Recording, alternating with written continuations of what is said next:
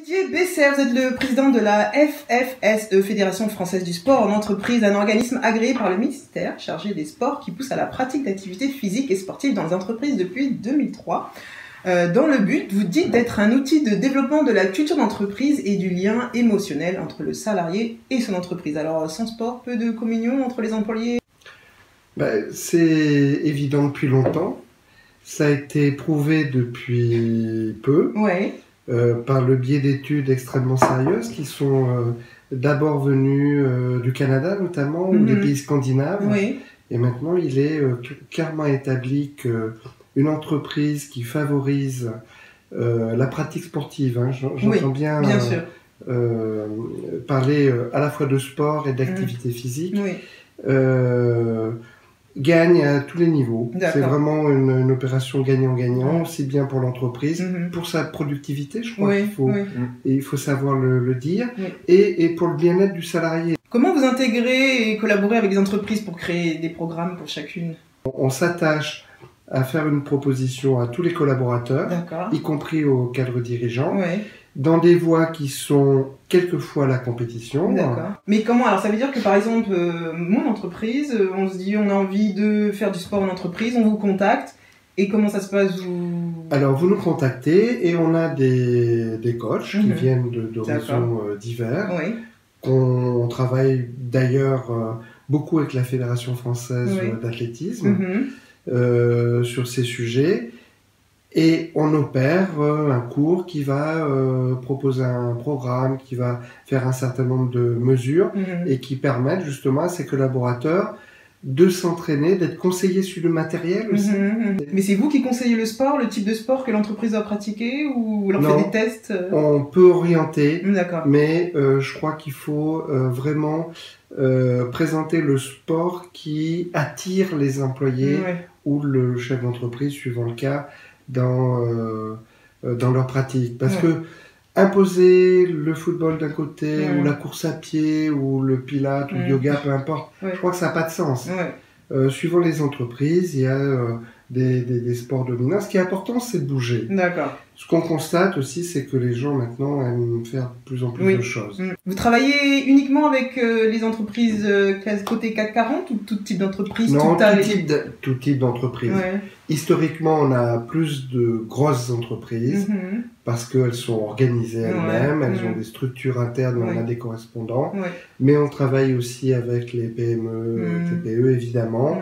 Ce qu'il faut pour faire du sport dans une entreprise, c'est un endroit pour changer et une douche. C'est vrai, voilà, ça c'est le premier équipement. Après, la rue, la forêt à côté, pour ceux qui ont la chance de ne pas être trop loin d'une forêt, c'est aussi un terrain de jeu et donc un terrain d'entraînement. C'est vrai. Par exemple, en Angleterre, quand on va à Londres notamment, on voit beaucoup le matin les employés courir pour aller au boulot avec leur sac, ou faire beaucoup de vélo. En plus, ils ont des pistes cyclables. Mais ce qui est permis, c'est que les entreprises ont toutes des douches. Des douches, Parce que s'il n'y avait pas de douche, ils ne seraient pas aussi actifs. C'est pas le cas partout.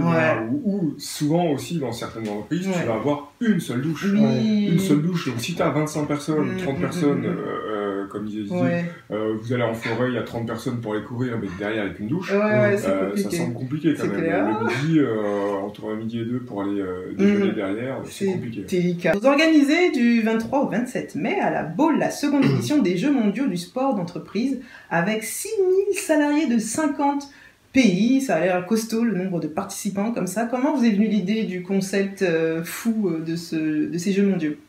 En fait, l'idée, elle est venue du prolongement de ce que d'autres faisaient avant nous.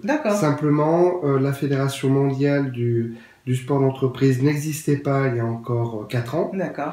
On l'a créée, il y avait des fédérations continentales. Comment ça se passe durant cet événement? Quelles sont les disciplines? Qu'est-ce qui se passe? Alors, il y a environ 25 disciplines, donc ça va aussi bien du football, du basket, les sports collectifs traditionnels, le golf, très important dans les entreprises, mais aussi le bowling, mais aussi la pétanque, et l'originalité, c'est le sport santé. C'est-à-dire du sport qui va être décliné sous une forme qui exclut a priori l'aspect compétition. On parlait de ça tout à l'heure. C'est la randonnée pédestre.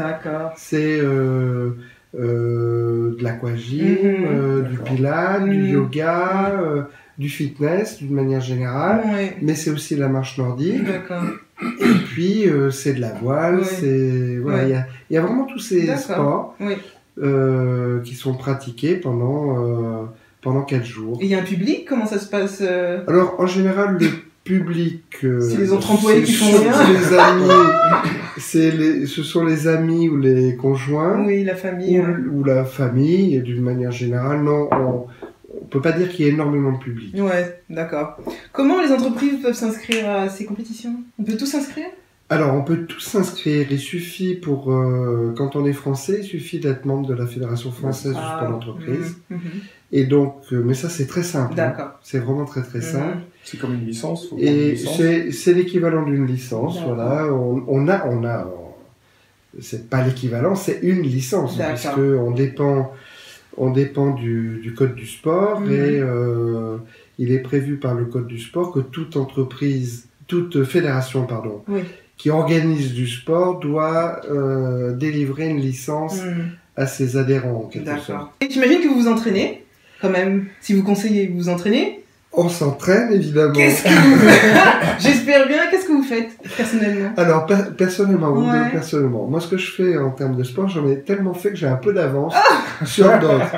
Ce que je fais actuellement, le mieux, c'est d'en parler. Vous avez une pratique, alors je dirais, de votre corpulence, le rugby. Alors, j'ai effectivement joué au rugby, j'ai nagé, j'ai fait 12 ans de triathlon. D'accord. J'ai fait beaucoup de marathons. Ok. J'ai fait beaucoup de marathons, et quand on se laisse aller un petit peu sur le plan de l'activité physique, on prend quelques kilos. Tout à fait. Donc, c'est aussi... Alors aujourd'hui, vous faites plus rien, qu'est-ce que vous faites? Non, je fais comme mon camarade, je fais du vélo. Du vélo parce que c'est un sport porté. Et quand on a beaucoup couru comme moi et qu'on a fait énormément de sport, on a mal aux genoux, on a pris quelques coups malgré tout, que ce soit au rugby ou même en course à pied, parce que la course à pied, quand on arrive à s'entraîner jusqu'à 70 ou 80 km par semaine, ça laisse quelques traces, même quand on a des bonnes semelles et des bonnes chaussures. Ouais, exactement. Donc le vélo, c'est parfait maintenant. Ok, super. Info sur la Fédération française du sport en entreprise et les Jeux mondiaux 2018 sur ffse.fr. On peut s'inscrire directement là-dessus aussi, non? Absolument. Super. C'est l'entreprise qui paye les licences pour ses employés, ou alors, comment ça se passe? C'est variable d'une entreprise à l'autre. Nous, ce qu'on préconise, c'est que la licence soit payée par le salarié. D'accord. Parce qu'elle est pas chère déjà, c'est 20 €. Bon, et après, les frais de participation, c'est variable. Ce qu'on préconise, c'est que l'entreprise aide. On est relativement contre la gratuité totale, parce que ce qui ne coûte rien, n'a pas de valeur, c'est un peu moins respecté. Je pense que il faut que les entreprises sachent aider pour que ce soit acceptable en termes de coûts. Donc ils font des packs. Nous on propose des packs évidemment qui vous permettent de vous loger au camping ou dans un 5 étoiles. Les gens font absolument comme ils le souhaitent, et les entreprises interviennent, payent de l'équipement quelquefois. Bon, c'est assez. On a un défilé qui est plutôt sympa.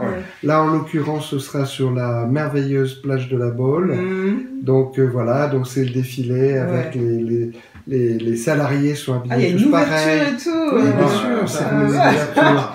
Bon, je dévoile quelques. D'accord. Continuez. Ça dévoile quelque chose. Tu veux participer? Bah écoute, je vais en parler à mon associé. On donne bien envie tout ça. On aura une ouverture qui va donc se dérouler sur la plage, où on prévoit de mêler la mer et le cheval dans cette ouverture. Donc ça va être très sympa, parce que franchement, La Baule, c'est la ville du cheval par excellence. Je crois que c'est magnifique quand vous voyez, c'est un des rares endroits où les chevaux peuvent le matin et le soir courir sur la plage, courir dans l'eau quand à marée montante. C'est magnifique.